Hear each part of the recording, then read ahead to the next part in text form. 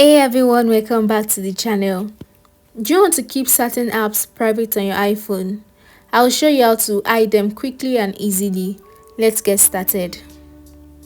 Find the app you want to hide. Tap and hold its icon. Then select Remove App.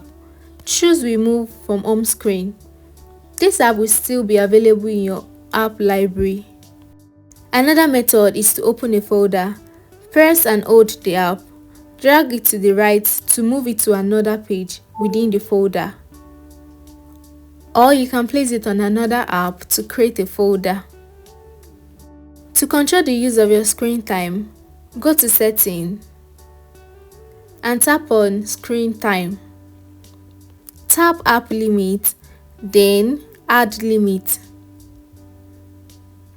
Select the category of app you want to hide and set a low limit such as 1 minute.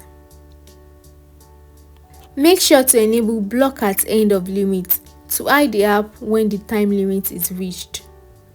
And that's it guys. Whether you use the app library, create folder or set a screen time, you now know how to hide apps on your iPhone.